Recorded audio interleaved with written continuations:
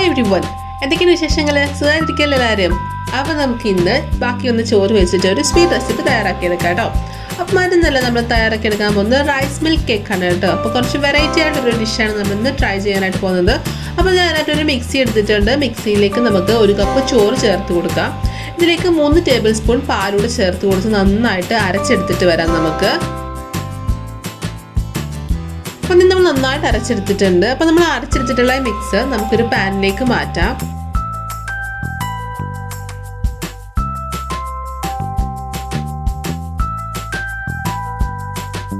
ഇതിലേക്ക് നമുക്ക് 2 table spoon cornflour add ചെയ്ത് കൊടുക്കാം. ഇതിനോടൊപ്പം 1/4 കപ്പ് നമ്മുടെ പാൽപ്പൊടിയും പിന്നെ പഞ്ചസാര 1/4 കപ്പ്, മധുരത്തിനനുസരിച്ച് നിങ്ങൾക്ക് അങ്ങോട്ടും ഇങ്ങോട്ടും വ്യത്യാസങ്ങളൊക്കെ വരുതാ കേട്ടോ. അപ്പോൾ 1 ടീസ്പൂൺ വാനില എസൻസ് കൂടെ ചേർത്ത് കൊടുക്കാം നമുക്ക്. അടുത്തത് പാലാണ്. 1 കപ്പ് പാലൂടെ നമുക്ക് ചേർത്ത് കൊടുത്ത് കട്ടകളൊന്നും ഇല്ലാതെ തന്നെ നന്നായിട്ട് മിക്സ് ചെയ്തെടുക്കുക.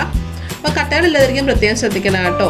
അപ്പോൾ നന്നായിട്ടൊന്ന് മിക്സ് ചെയ്ത് കൊടുക്കുക. അപ്പോൾ കട്ടകളെല്ലാം പോയി കഴിഞ്ഞതിന് ശേഷം നന്നായിട്ട് മിക്സ് ചെയ്തതിന് ശേഷം നമുക്ക് ഫ്ലെയിം ഓൺ ചെയ്ത് കൊടുക്കാം. പിന്നെ അതുപോലെ ലോ ഫ്ലെയിമിലിട്ടിട്ട് നമുക്ക് നന്നായിട്ട് കുക്ക് ചെയ്തെടുക്കാം.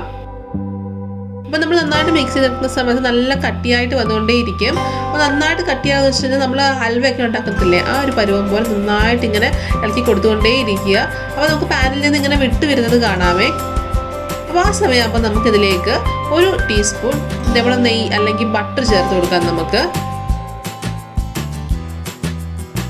അതിനുശേഷം നന്നായിട്ട് മിക്സ് ചെയ്തെടുക്കുക. അപ്പം നന്നായിട്ട് നമ്മുടെ എല്ലാ ഈ മാവ് പോലെ കുഴഞ്ഞ് എല്ലാം ഒരുമിച്ചാവുന്ന പരുവാകുമ്പോൾ നമുക്ക് ഫ്ലെയിം ഓഫ് ചെയ്യാം.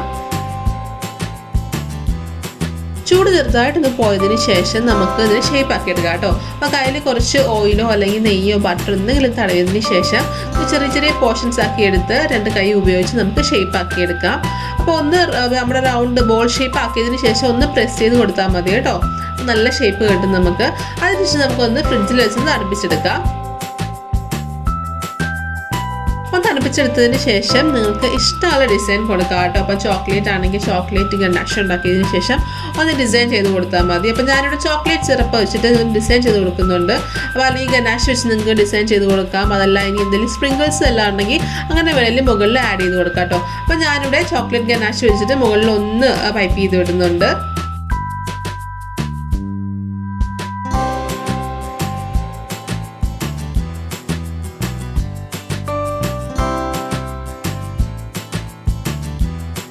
അങ്ങനെ നമ്മുടെ ഈ സൂപ്പർ ടേസ്റ്റി ആയിട്ടുള്ള റൈസ് മിൽക്ക് കേക്ക് റെഡി ആയിരിക്കുകയാണ്.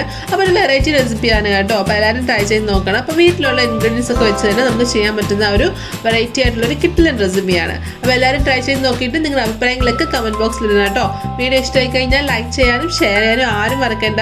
ആദ്യമായിട്ട് വീഡിയോസ് കാണുന്നവരുണ്ടെങ്കിൽ സബ്സ്ക്രൈബ് ചെയ്തേക്കണം ചാനലൊന്നും എപ്പോഴും പറയുന്ന പോലെ. അപ്പോൾ ഇതുപോലത്തെ നല്ല നല്ല റെസിപ്പീസ്, നല്ല നല്ല വെറൈറ്റി റെസിപ്പീസുമായിട്ട് നമുക്ക് വീണ്ടും കാണാം. അതുവരെ ബൈ, ടേക്ക് കെയർ. രുചിയുടെ വർണ്ണങ്ങൾ നിങ്ങളുടെ മനസ്സ് നിറയ്ക്കട്ടെ. സ്നേഹത്തോടെ റോഷ്നീസ് ഫുഡ് ആൻഡ് ലൈഫ്.